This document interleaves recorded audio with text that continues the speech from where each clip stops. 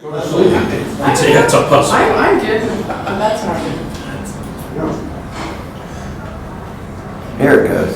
Yeah, the TV had gone off. It's a smart TV. Yeah. So It's say that me right now. You're not using it?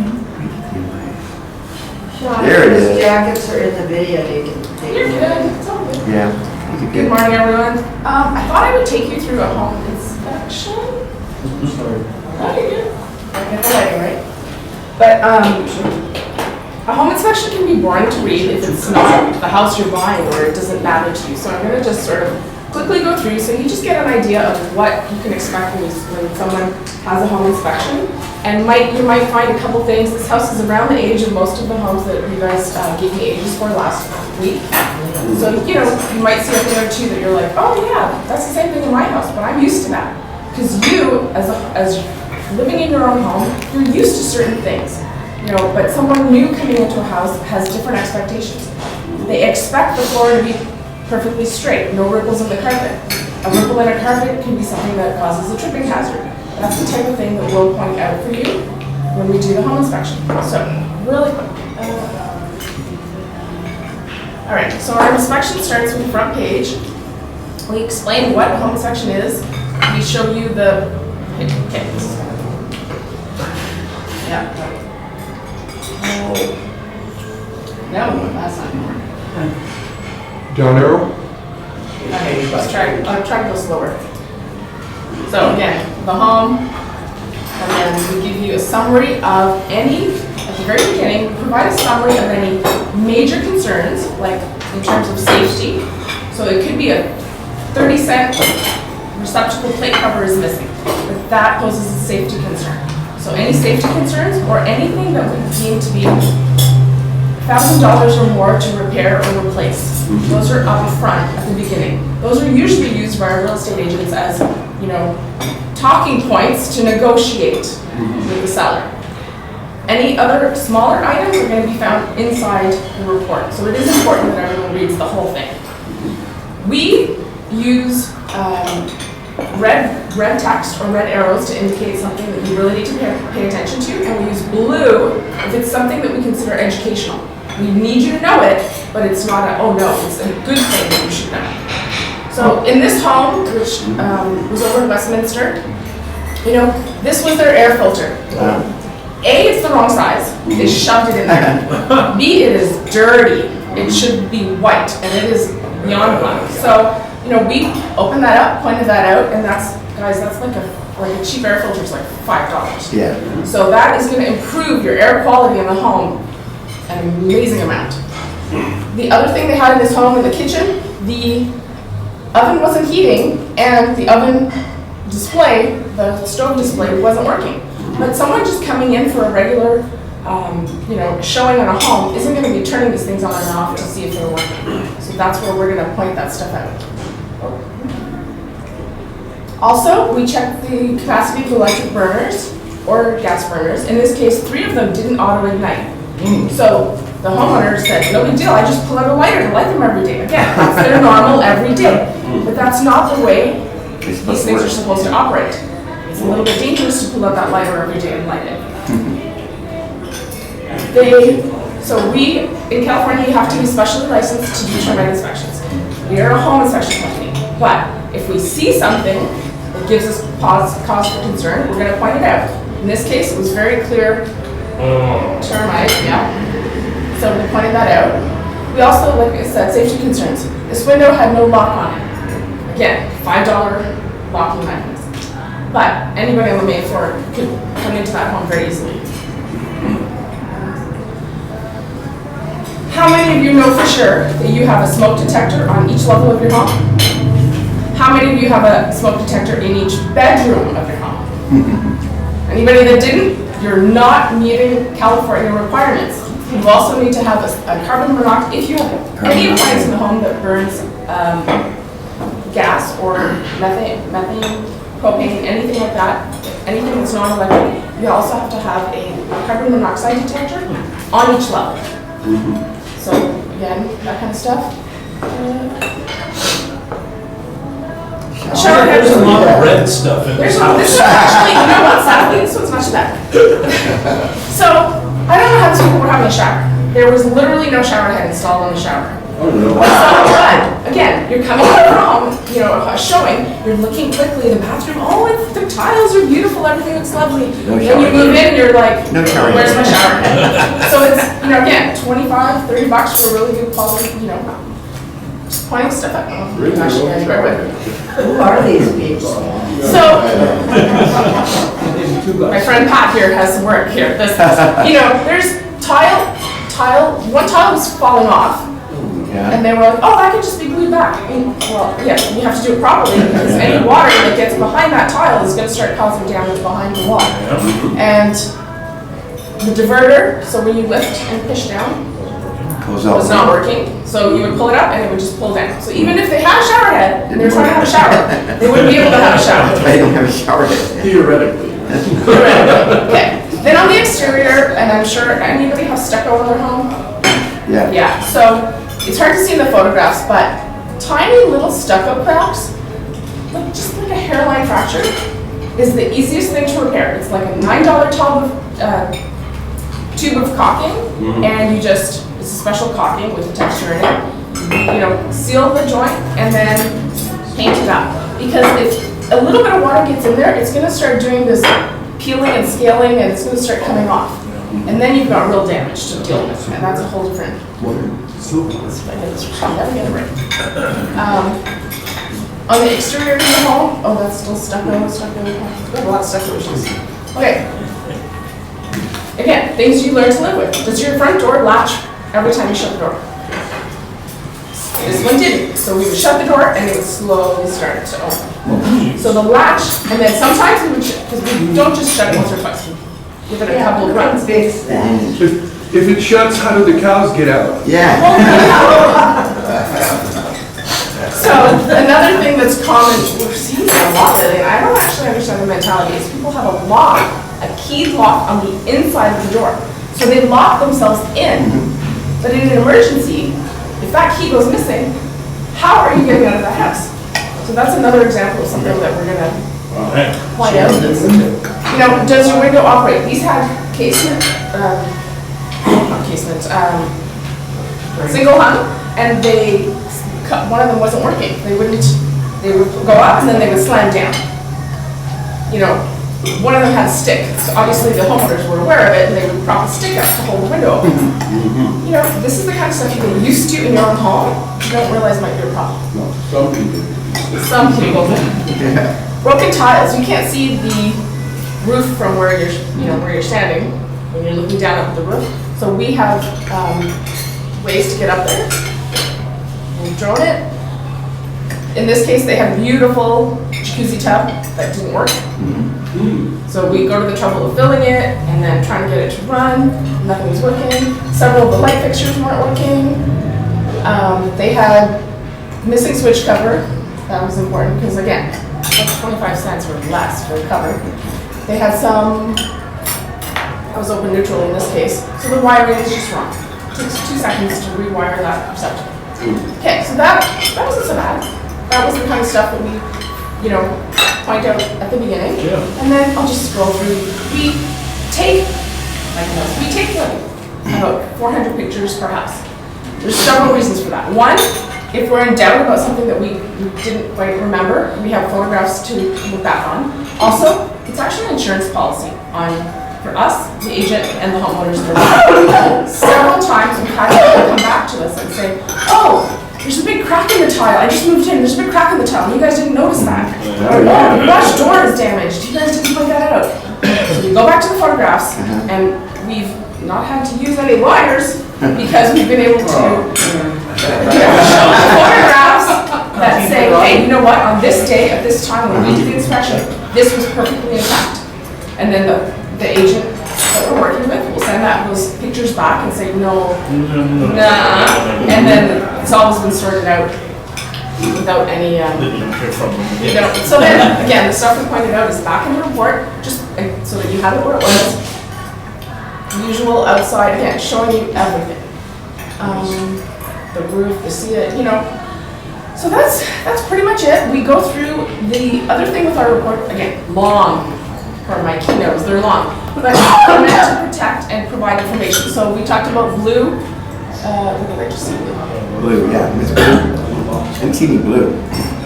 So this is the shut off. Get it to stay there. All right. That's the water meter shut off. So the one thing we teach people, because, and like anybody that's there, we absolutely make sure you know where your water shut off is. If there's a leak in the house, what's the first thing you do? People say, grab a towel. And the water. No. Run out of fire. And really, honestly, the most important thing you need to know. That's about it. Like I said, the other thing, we walk through our reports as if you're walking through the house. So once you get through all the icky components that most people don't want to read about, we go through the rooms. Okay, I'll show this. We go through the rooms as if you're walking. We walked in the entrance. We looked at the roof, the ceiling, the floor, the walls. We literally address each item so you know we tagged it. And the fact that our report includes it is because we use iPads to use our technology, and we have to go through each thing on site. So when Mike says, that we do things in an efficient amount of time, what's helping us be efficient is the report process that we're using. It lets us scroll through, and we're checking things off literally as we go, so we can't miss anything or forget anything, because it won't let us move forward. Just an example, if you had previous water damage, is what we call it, evidence of previous water damage. They had a leak and something had leaked on the ceiling. Sometimes they do fix it up and sometimes they don't. In this case, they just left it. We take a moisture test and we show that it was dry. There was no active leak still happening. They just didn't go to the recourse of fixing and repairing it to make it pretty again. So, but that's about it. And if you want to know anything, like I said, walking through the house is if you're there. This was actually not too bad. It was pretty good.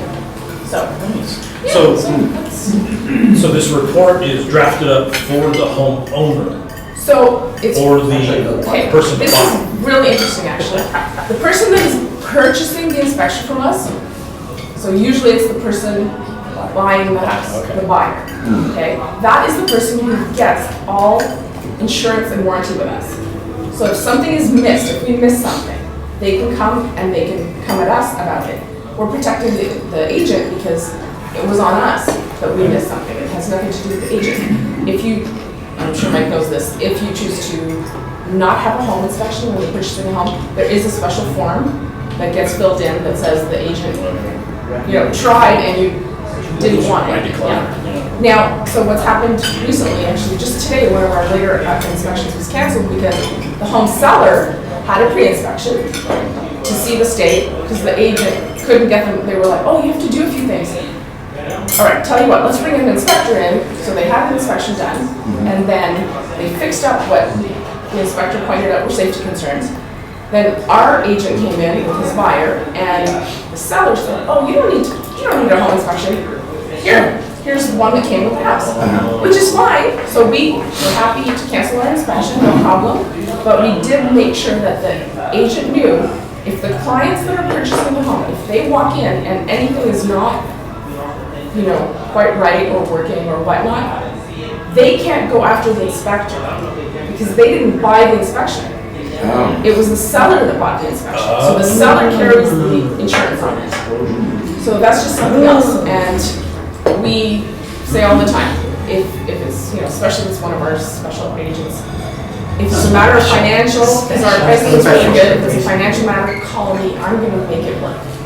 You have to have those inspections. I have a question, and it might involve you and Mike both, but so people are, they're always concerned about price or value and things like that. And, I know and Mike knows the value of a home inspection, but if you wanted to be really, really compelling to someone else, you would say, this could allow you to, save X amount of money on a house, or it could allow you to save X amount of money, or get X amount of money.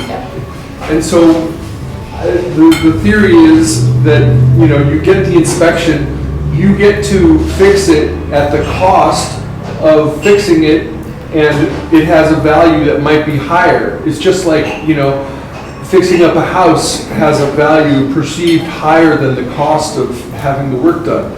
So, like, you could probably, figure out this number, like a person who gets their house inspected gets an additional $50,000 or, a number that we could use. It's like, hey, you really need to get your house inspected by Cindy because you could save up to or make up to $50,000. Do you have any ballpark sort of numbers like that, or it really depends on the I would situation? be weary of being specific to that in that regard, but I can say that the way, like Mike was saying, the market before was like, you got the home inspection just to know the state of the home, because you were taking it as is.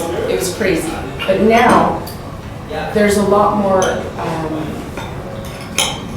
people need to know and want to know the state of the home because they're using that. So I would definitely say the cost of your inspection is very likely to be negated because you're going to get back something. We usually find something.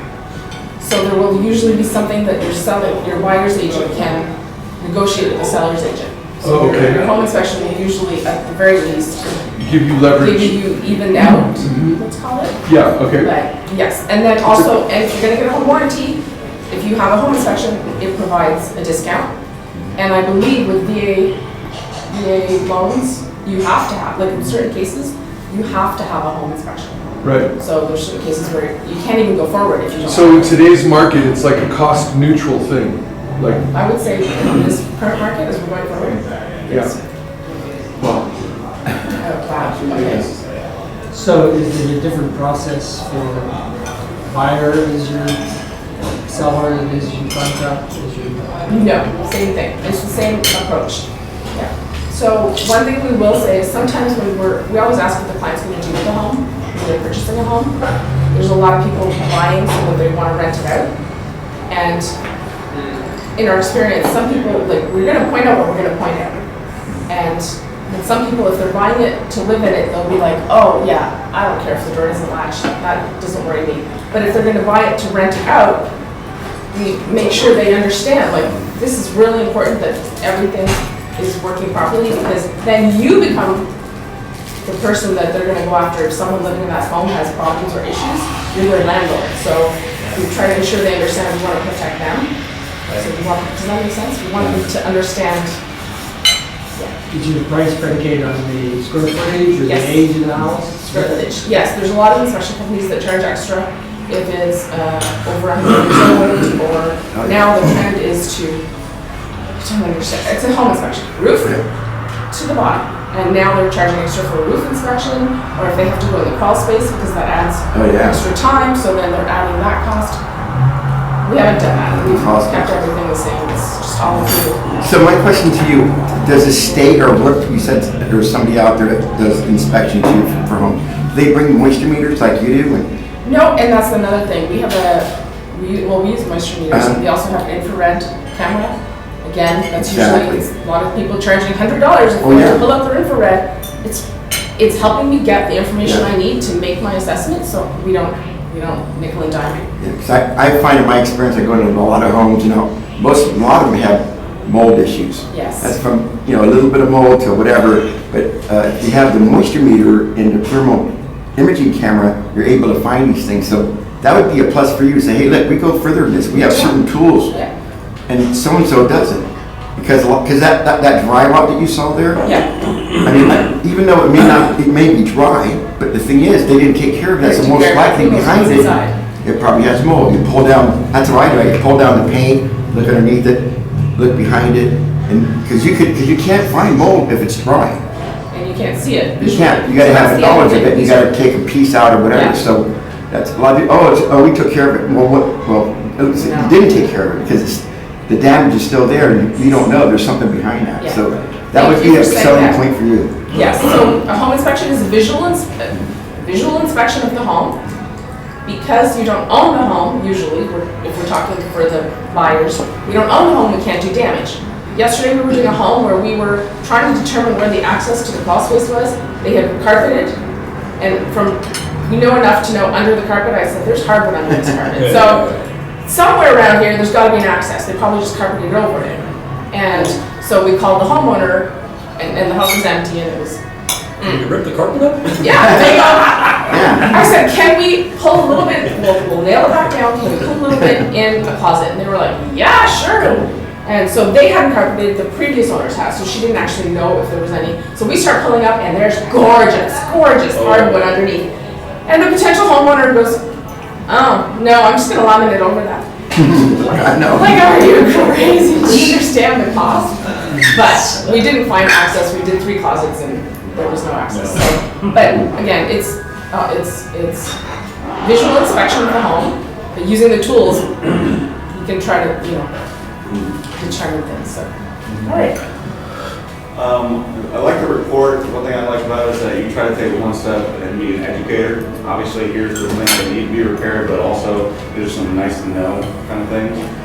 Take that one step further and potentially open up some business for this group. Are you able to provide a one sheet of preferred vendors for the problems that you're identifying for that house? So we do, but we don't hand it to them at that moment. But we always tell them and their agent verbally during the inspection or at the end of the inspection, if we have a guy or we have a person, like if you need a referral for someone that, to do these things. So he's popular. This is my own personal experience. After getting the inspection, I never sat down with the inspector and went through it. Yeah. It was something that I did after the fact. So when I'm learning all these things, I didn't have any kind of resource for me to actually go fix this problem. So I was just wondering if that had been part of your guys' report. Just, hey, at the end of this, here's some guys that you might want to contact to help you with the Yes, repairs. we do. We will email. The thing is, we can go to different places, so we have different places contacts. Like I was at Riverside, and so I texted both Pat and JT, and I'm like, "Will you come out here?" And JT's like, "No." I said, "Okay, so I'm not going to refer you to this client in this case." But Pat was like, "Yes, but only for this cost because it's not cost efficient to go out, for less than that." So we absolutely. Definitely will refer to anybody in any way, shape, or form. One more is to give you leads. If we knew other, obviously you got Mike, if we knew other acquaintances, realtors and stuff, so it matters just saying, hey, I got a really good home Absolutely. inspector. So It'd be good to give you leads. you are welcome to give me leads. My only thing I have to work around is I'm part of a franchise. Like I own my franchise, and when purchasing our franchise, Home Team was very good about ensuring we don't step on each other in regards to marketing. So I can market to anywhere in my franchise and any open territories, which is fine because I cover Seal Beach down to Corona Del Mar and then inwards Irvine, Tustin, no problem. There's another franchise right below us. So anything under Corona Del Mar is owned by someone else. I can't market or work for those agents. I have to hand it off to the Home Team down there. Do you refer? Yeah, all the time. Do you get a little finder's fee or No, anything, or is it just common we're courtesy? just courtesy to each other because we're each That trying makes to it make look our good for the business. other people. Yeah, and we all work in the same team, positive, Scratch your back, attitude, I'll yeah. scratch my back. And we help each other, so if we get like a really big home, like Mike said, we're not gonna be there. 7,000 square foot house, we don't want to be there for 7 hours. So we're gonna call the other home teams and we're all gonna pull together and get that house done. So, all right. And I'll just make a comment that, Mark will tell you that the #1 reason that people get sued in real estate is for lack of disclosure. Yep. So if you're a seller, you should insist that there's a home inspection.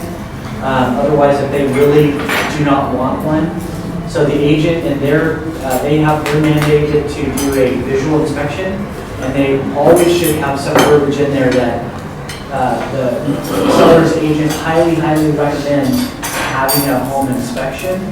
That covers them. If they're still insistent on it, then like as she said, you